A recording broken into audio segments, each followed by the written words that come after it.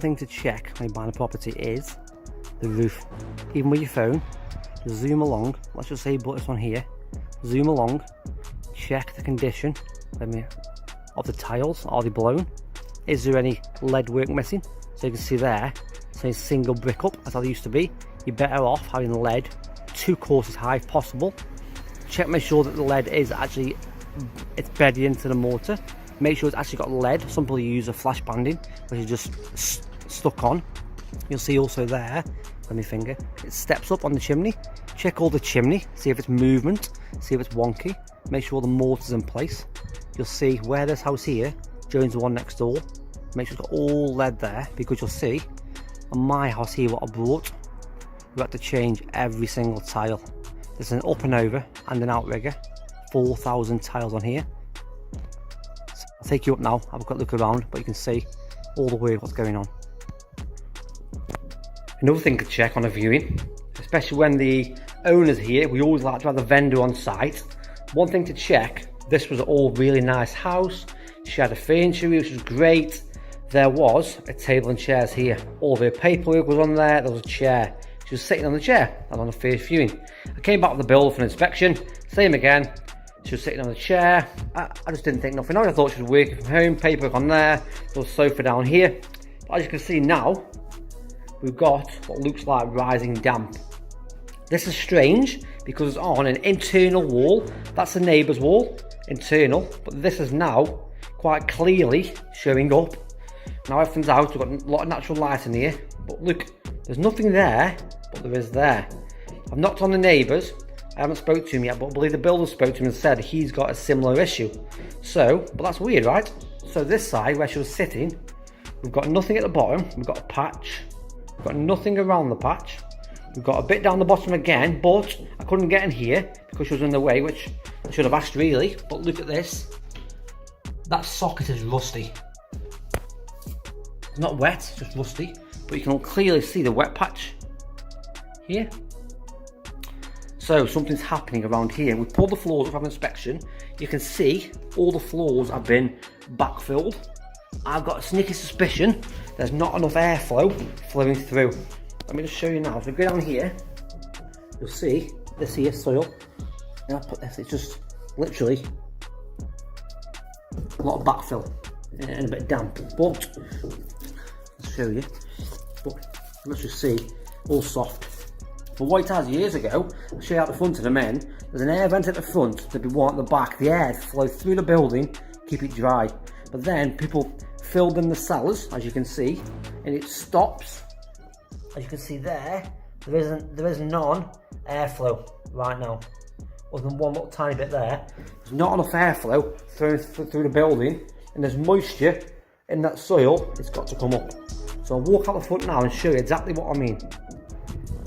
So I'm now back out the front. You'll see air vent, air vent, air vent, air vent. Even the neighbours have all got air vents. The road steps up, so that might be his floor level is a bit higher next door, which is causing damp on our party wall. But the airflow would flow into there, underneath the wooden floor inside. So you come in here, there's nothing in the hallway. So it would flow under here. This is the damp wall here, through here and out the back, but that's been backfilled.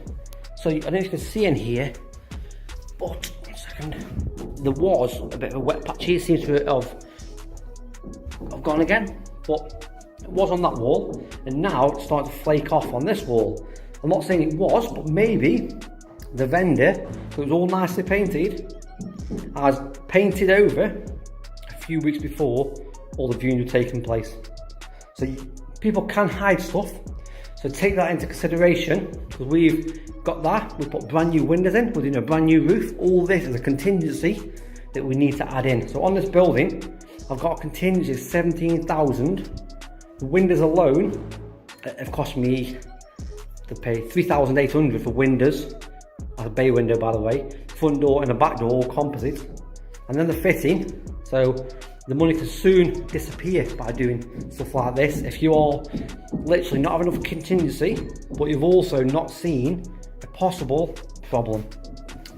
So upstairs is literally there. I'll show you something else a bit later, but yeah, so check to see if there was a basement. If the basement had been filled in, and that could be a possibility of the reason why not enough airflow coming through. And as I said, next door neighbours steps up, so if they're that far, that could be their floor level, and they could have backfilled their soil to literally there.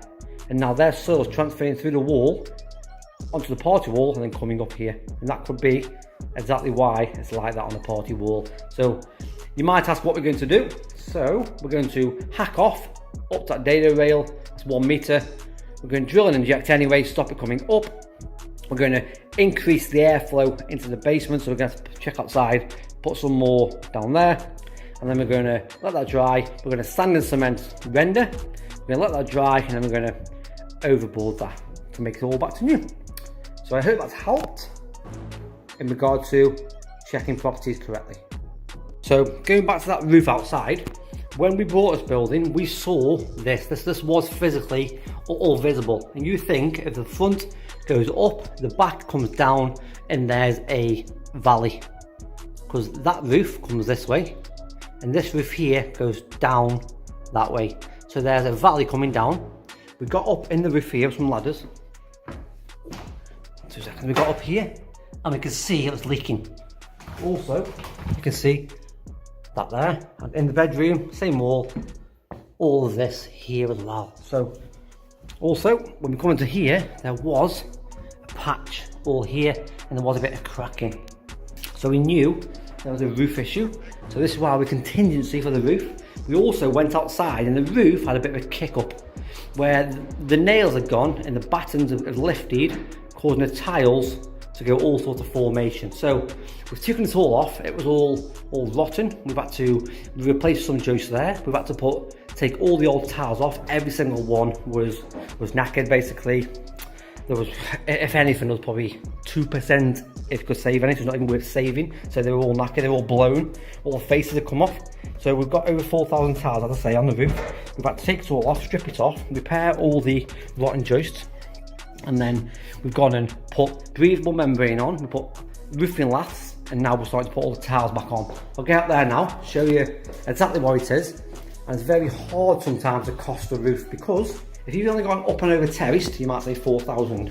If you've got an outrigger, you might say 7,000. If you've got 2 outriggers, well, 4, 6 and 7.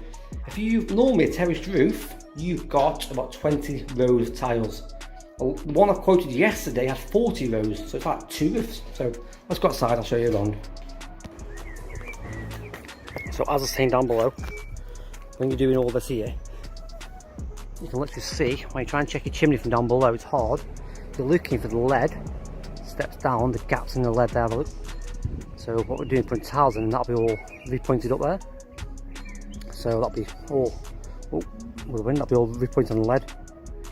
But you guys can see all breathable membrane back in place now, brand new roofing laths, and the tiles are starting to be put in place now. As you saw from the front, most of the front has been done now. This is a roof, as I said before, if you count your layers, as you can see, 1, 2, 3, 4, 5, 6, 7, 8, 9, 10, 14, 15, 16, 17, 18, 19, 20. So count all the way up, the size of that roof. Normally, a low terrace roof is 20 layers. This is probably 40, so the up and over is already double the height of a normal terrace. And then you've got normal squares off here. You've got this section as extra, it's quite big, and you've got another one down below. So all this, when you try and cost the roof, is different. That's the valley down the middle, and that was what was leaking previously. So down below, when I showed you, there's cracks in the wall that was coming through literally there. So when the guys took the roof off, it stood on here, their foot went through and through the bedroom ceiling.